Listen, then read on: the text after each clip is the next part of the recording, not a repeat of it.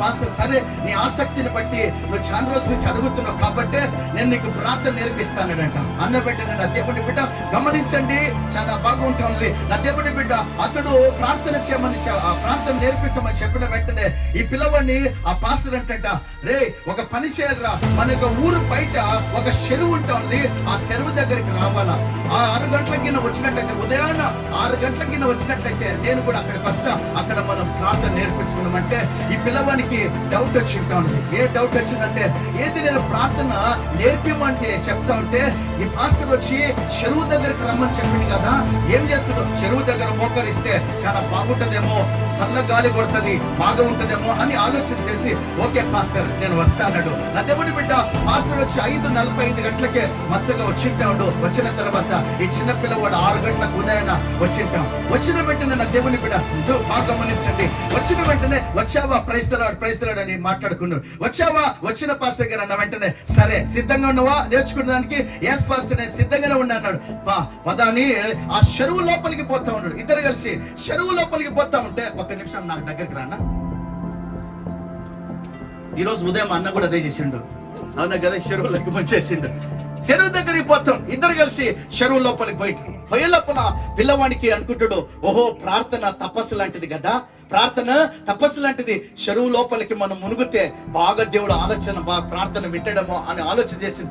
అన్న వెంటనే నా దేవుడి బిడ్డ బాగా గమనించండి, అతడు ఎంతవరకైతే మోకాళ్ళ లోతు అయితే ఉన్నాడో ఆయన అభిప్రాయం మాత్రం మార్చలేదు. ఆ తర్వాత నెమ్మదిగా పాస్టర్ ఇంకా కాస్త ముందుకు పోతా ఉంటే ఈ పిల్లవానికి కంగారు స్టార్ట్ అయిపోయింది. ఏం స్టార్ట్ అయిందంటే, అతడు మోకాళ్ళ లోతు నడుము లోతుకి ఎప్పుడైతే పోయింటుందో పాస్టర్ వైపు చూస్తున్నాడు. అరే నేను ప్రార్థన అడిగితే పాస్టర్ నీళ్ళ లోపలికి తీసుకుపోతున్నాని అతడు భయపడుతూ పాస్టర్ ముఖం చూసింటాడు. చూసిన వెంటనే నా దేవుని బిడ్డ నెమ్మదిగా పాస్టర్ ఇంకా కాస్త లోపలికి ఈ యొక్క ఎదవైపు తీసుకొని వచ్చింటాడు. తీసుకొని వచ్చిన తర్వాత నెమ్మదిగా ఏమైతుందో ఆ పిల్లవాడిని పాస్టర్ వచ్చి ముంచేసింటాడు. ముంచేసిండు. ముంచిన వెంటనే జరిగిన పని ఏంటంటే, ప్రాణానికి అతడు ఊపిరి ఆడగలేక గట్టిగా కేకలేస్తాడు. కేకలేస్తా ఉంటే నా దేవుడి బిడ్డ ఇప్పుడు అంటాడు, బాబు ఎట్లా అనిపించిందంట, పాస్టర్ గారు మీకేమైనా బుద్ధి గింది ఉన్నదా, నేను ప్రార్థన అడిగితే నువ్వు నీళ్ళలో ముంచేస్తున్నావు, నా ప్రాణం తీసడానికి ఉంటావునవా అన్నప్పుడు, నువ్వు ప్రార్థన అడిగినావు కదా, నువ్వు నీళ్ళలో మునుగుతా ఉన్నప్పుడు నువ్వు ఏ విధంగా అర్చనవు అంటే, నన్ను కాపాడు కాపాడు గట్టిగా ఆ కాపాడు, అది ఎక్కడి నుంచి వచ్చింది ఆ స్వరం అంటే, అది నా హృదయం లోతు నుంచి వచ్చింటాడు, నా గుండెల లోతు నుంచి వచ్చింది అని చెప్పిన వెంటనే, ప్రార్థన అంటే ఏంటిది కాదయ్యా, పెదవుల నుంచి వచ్చేది కాదు, గుండె లోతు నుంచి వచ్చేదే ప్రార్థన. హల్లెలూయా. గుండె లోతుల నుంచి వచ్చే ప్రార్థన. నీ గుండెలో నుంచి ప్రాణం పోతా ఉంటే ఎవరు కూడా అసత్యం మాట్లాడు, ఊపిరి పోతా ఉంటే ప్రాణం పోతా ఉంటే ఎవరు అబద్ధం మాడరు, ప్రతి వాడు సత్యాన్ని పలుకుతాడు. నా దేవుని బిడ్డ ప్రాణం పోయే వ్యక్తికి తెలుసు సత్యమే మాట్లాడాలని. నా దేవుని బిడ్డ ప్రార్థన కూడా అది ఏంటి తెలుసా, అది గుండె లోతు నుంచి రావాలి. ఈ రాత్రి కాల సమయంలో వారు కష్టంలో ఉన్నారు, బానిసత్వంలో ఉన్నారు, సంఖ్యలో ఉన్నారు. ఆ దేవుని యొక్క సన్నిధిలో మొరపెట్టిన వెంటనే దేవుడు వాళ్ళు చూసిందని బైబిల్ అంటది. చూసిన దేవుడు ఏం చేస్తే తెలుసా, దిగి వస్తాడు. దిగి వచ్చిన దేవుడు ఏం చేస్తే తెలుసా, విడిపిస్తాడు. విడిపించిన దేవుడు నడిపిస్తాడు. నమ్మిన వారు గట్టిగా చప్పట్లు కొట్టి ప్రభువును స్తుతిస్తాం. హల్లెలూయా. ఈ రాత్రి కాల సమయంలో దేవుడు నీ కోసం దిగి వస్తాడు, మన మధ్యలో ఉన్నాడు.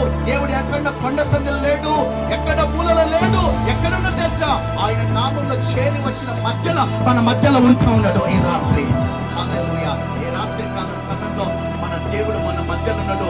ఆ దేవుడి సన్నిధిలో నువ్వు మొరపెట్టిన వెంటనే ఆ దేవుడు అద్భుతాలు చేస్తాడు. ఆ దేవుడు నీ జీవితంలో విమోచన చేస్తాడు. నీ జీవితంలో ఆశ్చర్యమైన కార్యం జరిగిస్తాడు. ఆ దేవుని బిడ్డ చూచిన దేవుడు దిగి వస్తాడు. దిగి వచ్చిన దేవుడు ఏం చేస్తాడు తెలుసా, నీతో పాటి ఆయన విమోచిస్తాడు.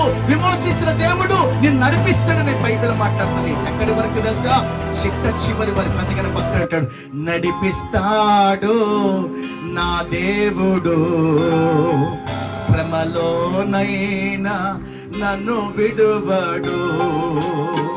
నడిపిస్తాడు నా దేవుడు, నన్ను విడువడు.